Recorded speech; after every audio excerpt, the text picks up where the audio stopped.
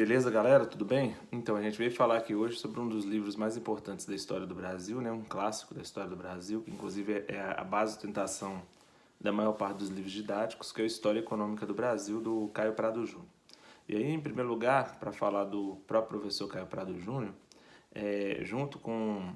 Existe um trio, né, para discutir a identidade nacional, a identidade brasileira, que é o Raízes do Brasil, de Sérgio Buarque de Holanda, que é o Casagrande Senzala, do Gilberto Freire, e que é o História Econômica do Brasil, do Caio Prado Júnior, né? Se no Raízes do Brasil, o professor Sérgio ele vai procurar discutir aquela questão lá da mistura, né, que existe ali dos brasileiros ali entre o homem português, né, aventureiro, e os próprios nativos aqui com as suas habilidades, inclusive vinculados à própria natureza, e como que essa mistura vai ajudando na formação do povo brasileiro e das características do brasileiro. O Gilberto Freire busca no Casagrande Senzala mostrar aquele ambiente, né, da sociedade, dos tempos de sociedade açucareira, ali de século XVI para século XVII, que também ajuda na formação do Brasil, né? No caso do Casagrande Senzala, por exemplo, ajuda a mostrar essas coisas associadas ao racismo, à discriminação, à desigualdade, que acaba marcando a formação da sociedade brasileira. Então, o livro História Econômica do Brasil, né, nos primeiros momentos aí, o professor Caio Prado Júnior, ele vai fazer um panorama geográfico da geografia do Brasil, detalhadamente inclusive, região por região, para partir desse aspecto da natureza, desse aspecto natural, né, do gigante pela própria natureza aí do Brasil, ele conseguir perceber várias coisas que vão marcar a própria construção da brasilidade, né, como, por exemplo, as próprias diferenças, né, as diferenças de clima apontadas, diferenças de vegetação, as diferenças de solo que marcam o Brasil de forma peculiar em relação a outros territórios do mundo e dentro da própria América do Sul, vão fazer com que o processo de colonização ele vá ganhando contornos diferentes em cada um desses lugares. E somado a isso, a diversidade de povos nativos, que aí cabe uma pequena crítica, e apesar da obra já ter sido escrita há muito tempo, a quantidade de povos nativos, que ele também destaca que são povos nativos que procuram resistir, né? Ele até faz uma comparação com os povos do México e da América Central, né? Fazendo uma referência indireta principalmente a astecas e a maias.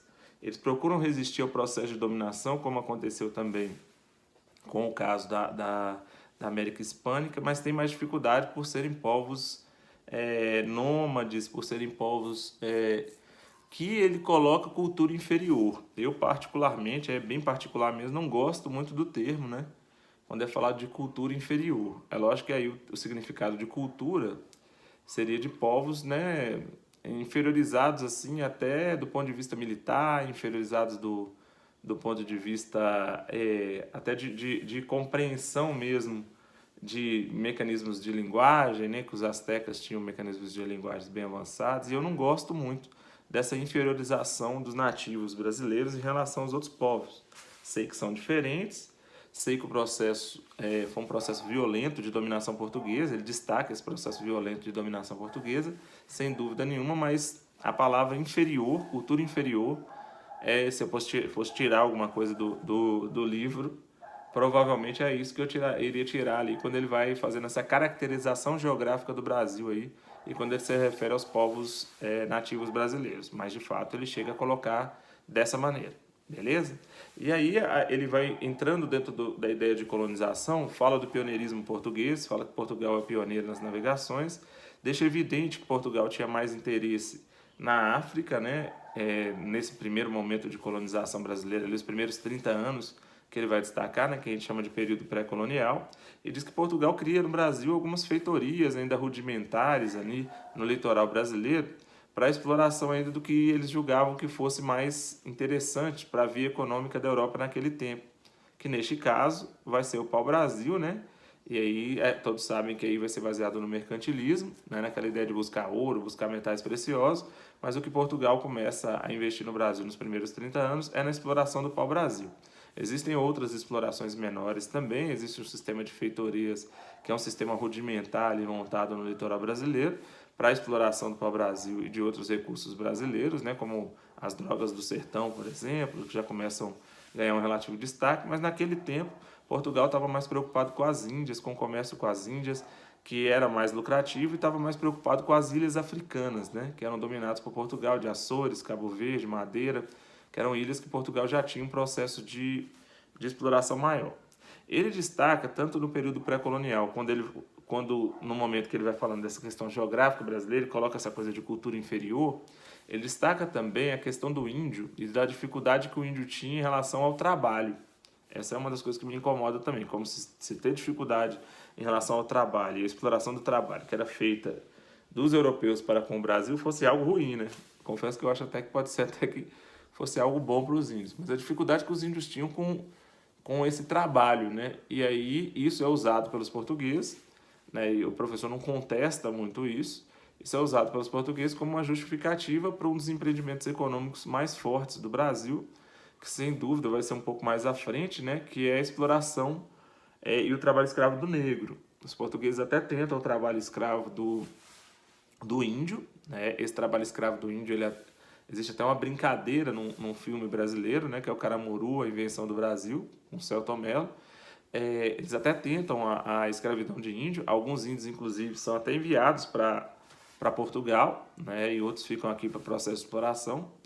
Isso é comentado brevemente, mas depois acaba com um investimento maior na história econômica brasileira aí, é no tráfico negreiro mesmo, e aí o tráfico negreiro vai dar muito lucro.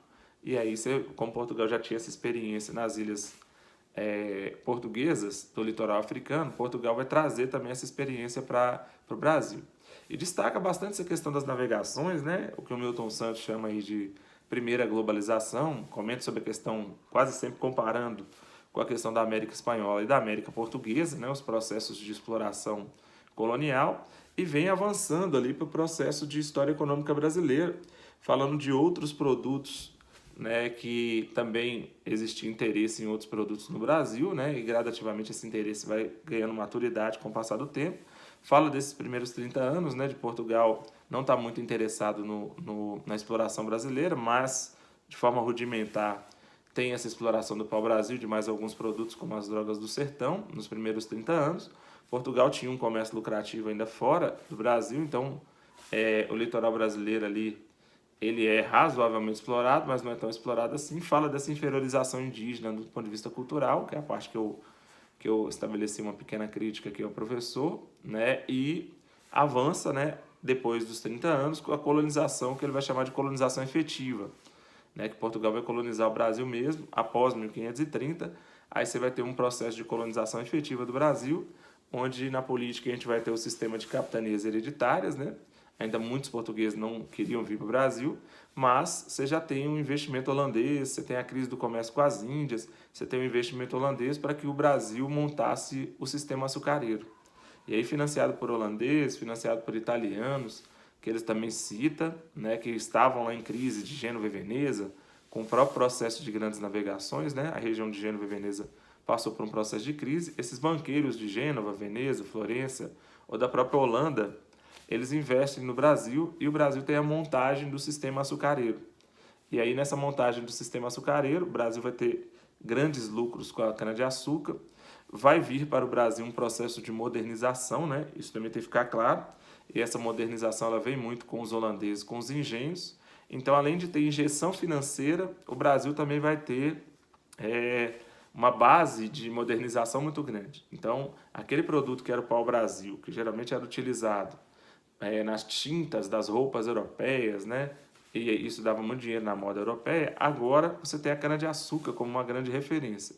Obviamente que não é só a cana-de-açúcar, mas do século XVI, depois de 1530, até o final do século XVII, o impacto dos holandeses no Brasil, né, que inclusive vão até invadir o Brasil no século XVII, e esses empreendimentos do açúcar no Brasil fazem com que o Brasil tenha uma base de produção e de modernização do setor agrário muito grande.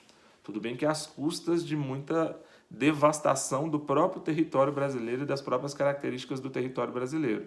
Mas o açúcar acaba se adaptando muito bem ao Nordeste, a região de São Vicente e Pernambuco, principalmente, tem uma base, são as bases do setor açucareiro, porque o solo, aí volta na geografia de novo, o clima, eram muito semelhantes aos da África, e como eram semelhantes aos da África, tinha essa possibilidade de investimento também nesse sistema açucareiro que Portugal já tinha experiência na África, no Brasil. Além dos próprios negros já trabalharem também, aí tem um fortalecimento do tráfico negreiro, aí o tráfico negreiro vai ficar ainda mais intenso no Brasil, e aí vai se montando, né, a Sociedade da Casa Grande Senzala, que o Gilberto Freire destaca com mais evidência no seu livro Casa Grande Senzala, que junto com a História Econômica do Brasil vão formando, né, vão mostrando a formação da identidade do Brasil, né? E aí hoje em dia, por exemplo, é muito discutido sobre essa questão da agroindústria e da modernização do setor agrário, e esse processo de modernização ele tem, principalmente nos holandeses e também nos portugueses, em conjunto com os italianos que também vão se destacar na cana-de-açúcar no século XIX com o café, um processo de modernização muito interessante, onde você tem o engenho como um grande símbolo, né? Porque aí você tem o engenho como símbolo da modernização, para a produção do melaço, para a produção do açúcar, que acaba sustentando a economia brasileira. E enquanto isso, né, o Brasil também tentava investir em outros setores gradativamente, onde no século XVII começa a ter sinais da pecuária, onde você ainda permanece com as drogas do sertão, onde você vai ter também, principalmente quando a Inglaterra for chegando na Revolução Industrial, ali da passagem do 17 para o 18, um investimento também forte no algodão, por causa da questão da indústria têxtil da Europa, e o Brasil vai se formando economicamente até chegar numa formação econômica no período colonial, né, com ouro e metais preciosos do final do 17 para o 18. Aí a economia açucareira entra em crise, e aí o eixo econômico do Brasil, em vez de ser na região ali de Salvador, Pernambuco, ele se desloca, né, para as regiões onde vai ser Minas Gerais, e aí o processo de exploração de ouro e de exploração também de aspectos geográficos brasileiros, ele vai ficando mais forte, né, na região ali no centro do Brasil. E aí você tem o que a gente chama de entradas e bandeiras, né? Vai ter o papel do bandeirantismo, e você vai ter na mineração ali com grande destaque no século XVIII, né, que é o que vai marcar a formação da própria região de Minas Gerais, né, e o processo de exploração do ouro.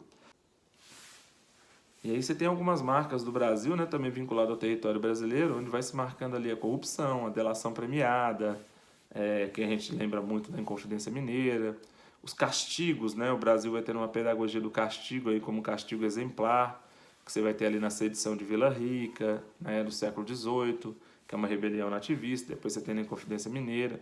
O Brasil vai se formando, né, baseado nos seus aspectos geográficos, né? Então, uma das coisas mais legais do livro, e por isso que ele começa com esse panorama geográfico, é como que o aspecto geográfico ele vai caracterizando, né, até aspectos comportamentais do povo brasileiro, né? Isso é bem interessante, né? E moldando características e investimentos pelas próprias situações geográficas brasileiras. Então, o livro aborda muito e coloca muito a geografia como um elo de sustentação da formação da sociedade, né? Acho que nesse aspecto aí o professor Caio Prado é diferenciado, né? E talvez até por isso que o livro tenha ganhado uma notoriedade muito grande. Então, é um livro que vale a pena ler. A minha ideia aqui hoje era só falar desses capítulos iniciais. É um livro que vale a pena ler ele inteiro, porque você ajuda muito a você entender a história econômica do Brasil. Beleza? Tamo junto aí. E aí até a próxima para a gente discutir essas questões da economia brasileira aí. Valeu!